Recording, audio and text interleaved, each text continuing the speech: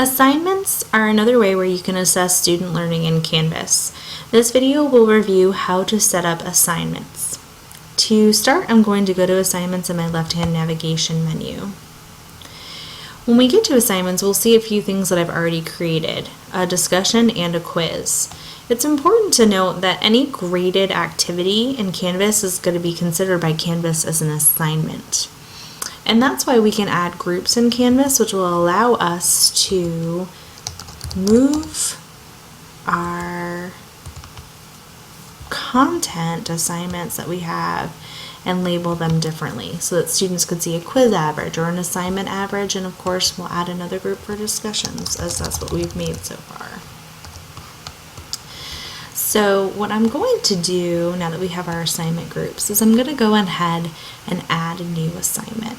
And I could add the assignment here right into this, this group because I know that's where I want it to go, or I can use the blue assignment button at the top. And when I go to add a new assignment, I'm going to give it a name. And once again, I have that robust editor where I can add videos, files, etc. to give my students detailed instructions about how they need to complete their assignment. If we scroll down below, what I really want to focus on is your options for when you create assignments. So first of all, they can be points-based, and I'm going to make this assignment out of 100 points. And this is where I can choose that assignment group, and I want it to stay in assignments. I'm going to display the grade to students as points, but you have the option of displaying percentages, complete and incomplete, which is one of my favorites for kind of low stake assignments where you just want to see if the student did the work. You can use points, letter grade, GPA scale, or you can choose to have an assignment that's actually not graded. Submission type is important for Canvas because you might be using Canvas to enhance a face-to-face course. In that case, there might not be an online submission, and you can choose no submission, or you could choose on paper, which suggests it's a face-to-face course and the students are submitting something literally to you on paper. Another option is online, which is how a student would submit something to you on Canvas. And so we're going to go with that choice. And here are the options when you're having a student turn something into you online.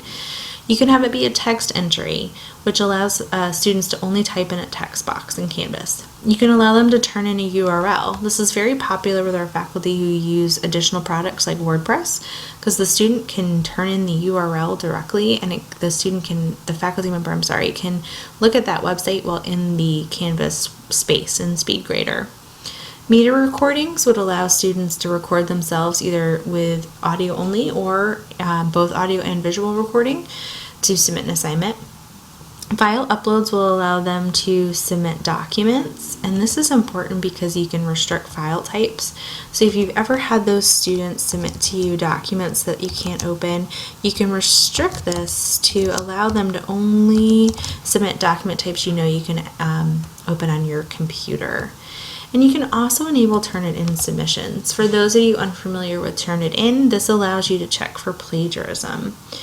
I'm not going to go into Turnitin in detail in this particular video, but there are advanced Turnitin settings that you can set here. If you want to grade the assignment for a group, you can choose this box, and then you can choose to either assign grades to students individually, or if you don't check this box, the grade for all the group members would automatically populate when you grade the group assignment. You can require peer reviews, and later in this module you're going to practice making a peer review. And once again, we have our due dates and our availability dates. So once I'm happy with this information, I can click Save. And if I was ready to publish it, I could have clicked Save and Publish, but I wanted to go back and check, and now I'm going to say I'm ready for publishing. So if I go back to my assignments link on the left-hand side, I'll now see this assignment popping up in my assignments option. But if I'm having my students navigate to assignments through modules, I might want to come here and go ahead and add that assignment in my module itself. Now I could have come here and added assignment and created a new assignment and started the process here. So again, there's many ways where we can do something in Canvas. The last thing I want to show you is that under assignments, I can also choose to weight my grade. So I clicked on the gear on the far right, and now I want to weight final grades based on these assignment groups. And so assignments is going to be 50% of my grade, quizzes 25, and discussions 25, totaling 100%, which is great. So I'm going to click save. And now I've weighted my grades, and the students would see this weighted grade book when they look at their view of Canvas grades. So in a nutshell, that's how to add assignments in Canvas.